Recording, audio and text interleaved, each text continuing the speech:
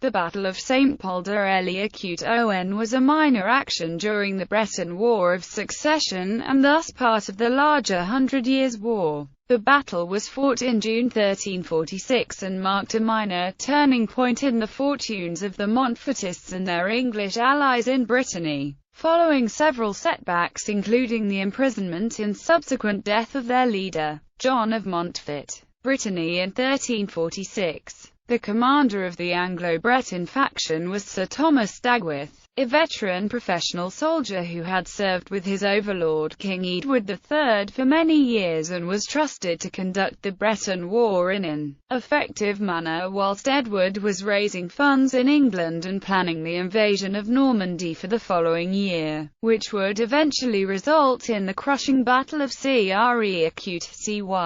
Dagworth's fortunes were low, and his forces were stretched across a handful of coastal towns and castles. His main opponent, Charles of Blois, was on the march with a substantial army of East Breton volunteers, French soldiers and German mercenaries, and a number of his allies and subordinates were showing signs of changing sides or declaring their independence from his command and setting up their own fiefdoms. The battle. To strengthen his faction's morale, Dagworth was conducting a tour of his possessions on the northern coast of Brittany, thus confirming support in his rear and ensuring a valid line of retreat to England should his besieged strongholds in the south of the region fall. On the 9th of June, Dagworth was in the Finistère region, moving north from the town of Morlaix, scene of his earlier victory in the Battle of Morlaix. Here Blois, who had led the fastest elements of his army north in a surprise march,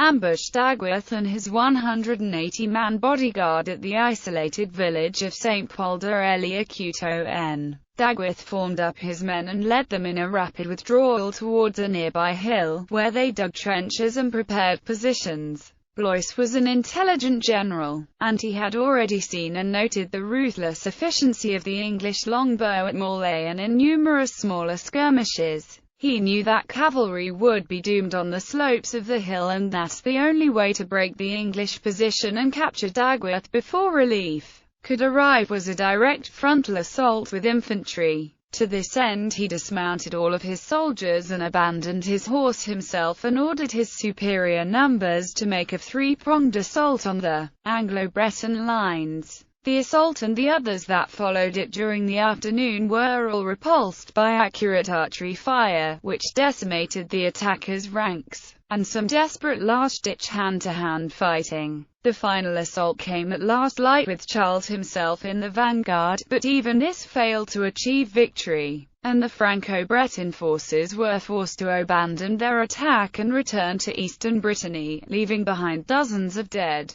wounded and captured soldiers on the hillside. Aftermath. The English force had suffered lightly, and, despite a number of severe injuries, none of the knights or men-at-arms had been killed, while losses among the archers and rank-and-file were low, although actual totals were not recorded. The French suffered more severely, although contemporary accounts are almost certainly exaggerated. The real effect of the battle was psychological. Charles of Blois, who had a reputation as a fierce and intelligent commander, had again been defeated by an English commander, and one of common stock at that. Indeed, Charles failed to win a single one of the 5 significant battles he fought against the English between 1342 and 1364, although he proved more efficient at siege work and lengthy campaigns. The Breton nobility had now been given pause for thought in choosing their side in the ongoing war. Dagworth and Blois would meet in battle again, with the same result, at La Roche-Derrien the following year.